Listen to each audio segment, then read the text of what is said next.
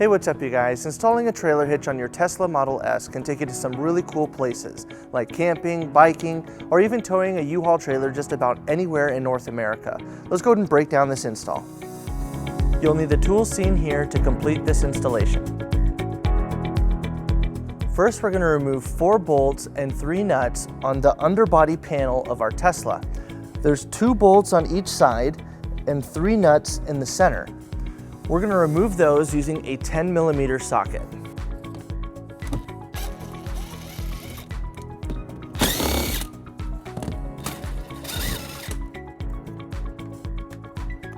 Now on our second underbody panel, a little bit further towards the front, we're going to remove 6 bolts and 3 push pins.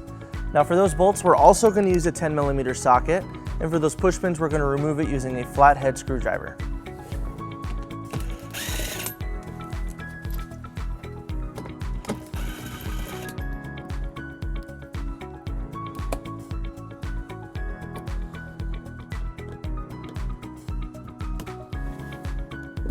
Now on the driver's side, we're going to remove these 2 push pins right here on the bottom of the wheel well. And inside the wheel well, we're going to remove these 2 push pins right here. We will not be removing the pin on the lower outside of the wheel well. Let's go ahead and use a flathead screwdriver to take those out.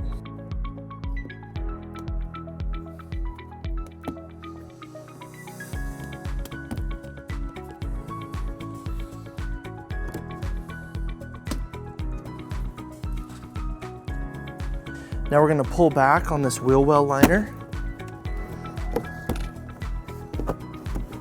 till we get up to the edge of the bumper panel.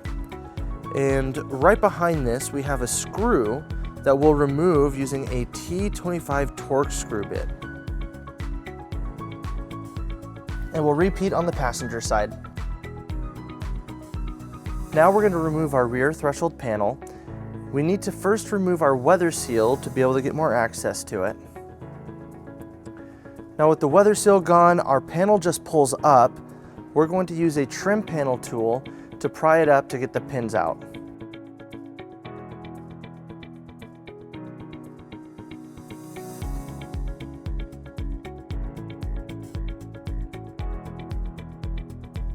Now we're going to pull back on our side panel on our driver's side. It just has 1 pin right here, so we're just going to pull it back. And then we're going to pull back on our lining right here. And we're going to need to get behind this tape right here.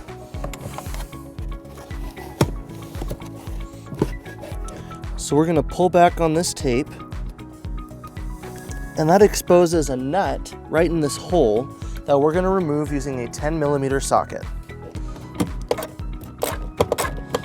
So we're just going to get it started. That way we can loosen it up by hand so we don't lose it inside there. And then we'll repeat on the other side. So now we're ready to remove our bumper from our vehicle. We're going to start on the driver's side, and we're just going to pull back on the fascia right here, and it's just going to pop off. And we're just going to continue till about right here, and then we'll switch over to the passenger side.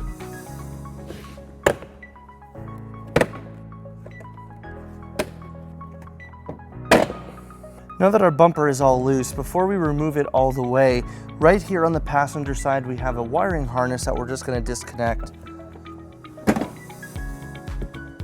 So right here behind the wheel well we have this harness right here. We're going to press on the tab right there and remove it. Now with all that loose, we're just going to go ahead and pull our bumper off and set it aside. Now we're going to remove our bumper beam. It's held in by 8 nuts, 2 on the top and 2 on the bottom on each side. Now before we remove it, we want to mark the top of this to make sure we remember which side is up. So since ours is white, we're just going to take a black Sharpie and just put an X on the top right there. Now on your nuts, we found that on our Tesla there was some glue that got out and got onto our threads. Now we want to make sure we don't damage our threads, so to get rid of that, we're just going to have to scrape it off with a flathead screwdriver, or if you have a knife.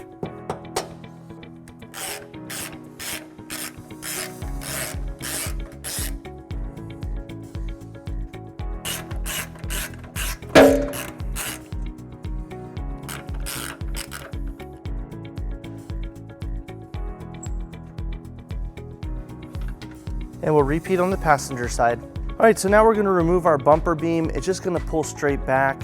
Now, on our Tesla, there is a lot of adhesive right behind this beam, which is really sticking it on.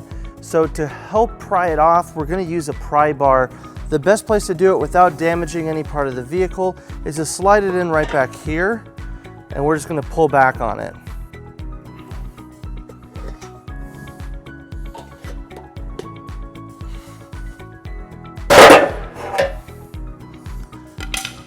And now that we have it loose, you can repeat on the other side if you need to, but we're just gonna pull straight back and set this aside.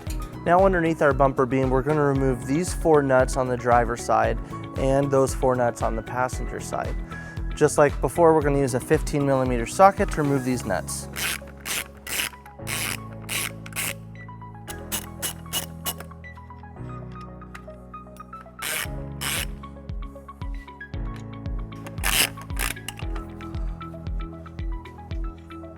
And we'll repeat on the passenger side. Now we're going to take the provided nylon fender washers and we're going to place them on each of our posts on both sides.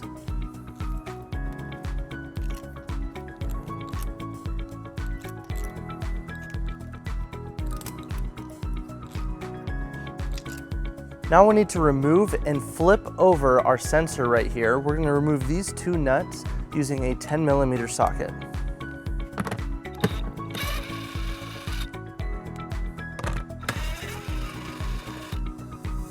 So now we're going to take this off and we're going to take our wire, place it behind the passenger side, and then we're going to reattach it right here using the same nuts that we removed.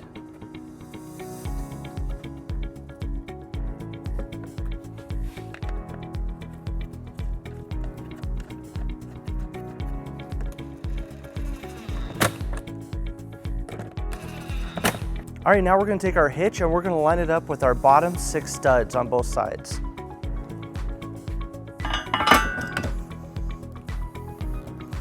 Now right here with the wiring, we wanna make sure that this harness is to the side, because if it stays towards the middle, the hitch will smash it.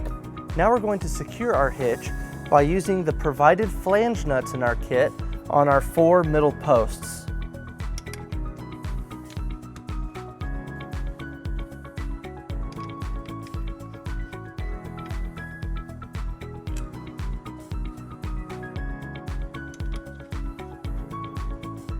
Now we're going to tighten and torque these nuts to the manufacturer's specification. We'll be using a 15mm socket.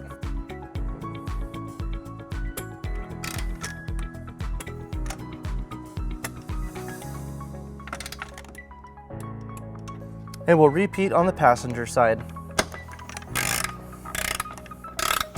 Now we're going to take our bumper beam and we're going to place it over our remaining posts. And then on the top, we're going to take our flange nuts again and we're going to secure them on all 4 of the top posts.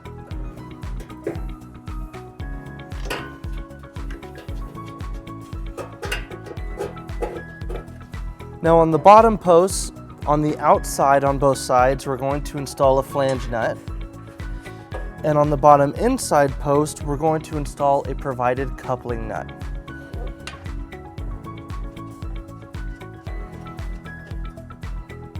And then we'll repeat on the driver's side. Now we're going to tighten and torque all of our remaining nuts to the manufacturer specification. We're going to be using a 15mm socket for all of our flange nuts and a 17mm socket for our coupling nut.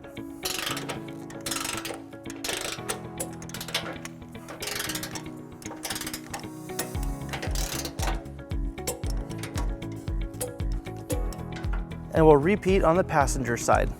Now we're going to take our provided frame plate strap and we're going to install it right here along our coupling nut and this hole on the side of the hitch. This will help it stabilize a little bit more. So there's 2 different ones and it does matter which side you put them on. You want to make sure that the curve is facing down. So on this side, we're going to line it up like this. We're going to line it up with these 2 holes and we're going to take our longer bolt and we're just going to slide it in. And we're going to take our shorter bolt and we're going to put a lock washer and a flat washer on it. and we're going to thread it into our coupling nut. And on the other side of our longer bolt, we're going to put a flat washer, lock washer, and nut.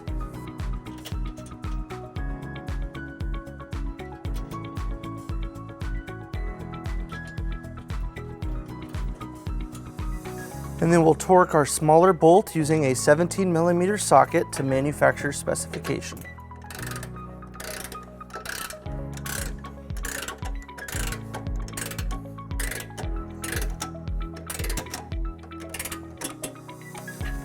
And the side bolt, we'll torque it with a 14mm socket, and we'll have to hold the nut with a wrench.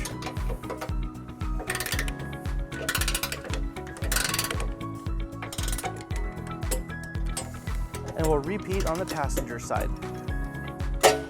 Now we're going to remove the receiver from our cross tube. It's held in by this bolt that we'll remove using a 15/16 socket.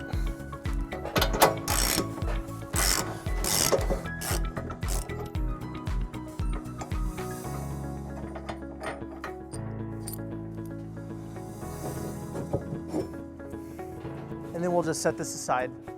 So now we need to trim the bottom of our bumper to allow our hitch to fall into place. Now, using our instructions as a guide, we marked 12 inches from this center hole on our bumper all the way up here.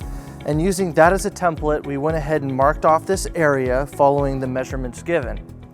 So now we just need to cut this out. You can use any type of cutting tool, but you have to be careful since there is some fascia underneath here, and we don't want to go too deep and accidentally trim too much that we don't need to.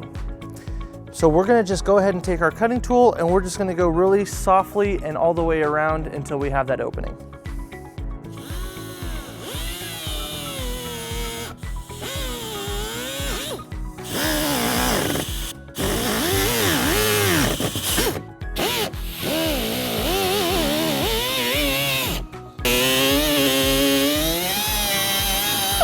So when you finish your cut, you can see on the bottom here, this is the double wall that we were talking about. So as we do this last edge, we want to make sure that we just don't go all the way through.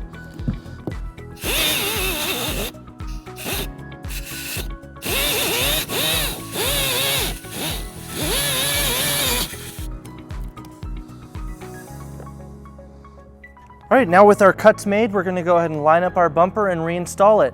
And we want to make sure that we reinstall that wiring on the passenger side.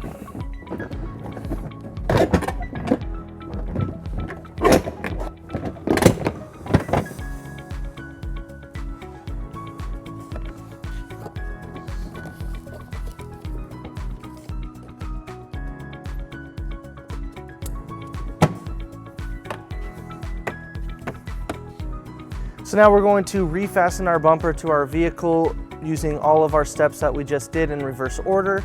Now when we removed our weather seal, a lot of adhesive came out on the side, and you can just wipe that up using a wet rag.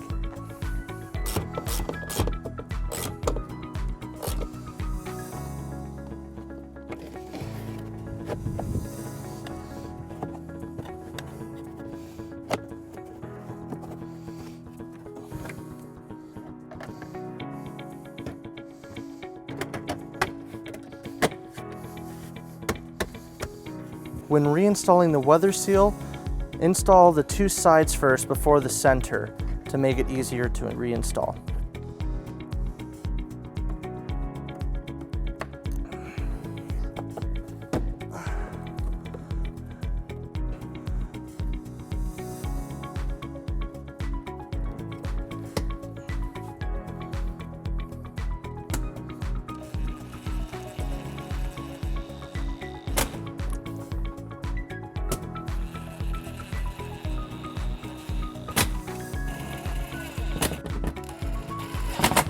With our bumper reinstalled, let's go ahead and show you how you can install your receiver hitch onto the bottom of this cross tube. We're just going to line it up and push it in with these bolt holes lining up on the side right here. Now once we have it in place, we're going to take our provided bolt with a lock washer and a flat washer, and we're going to insert it on the passenger side.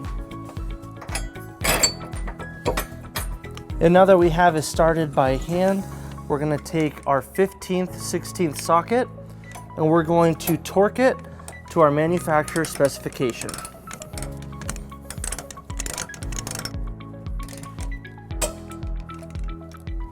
And then you're ready to tow with your receiver hitch. So with our hitch installed, we pulled our vehicle down onto level ground to show you some important measurements for your hitch accessories. This is a 2-inch receiver, and from the pinhole to the edge of the bumper is 2.5 inches, and from the ground to the top of the inside of the receiver is 11 inches. This will help you determine the length, rise, and drop for your hitch accessories, such as a bike rack and cargo carrier. So that wraps up our install and our video. Thank you for watching. If you have any questions about this product, or if you'd like to schedule an installation with a U-Haul Hitch professional, you can visit your closest U-Haul Hitch center, or you can visit us online at uhaulhitches.com. Thank you.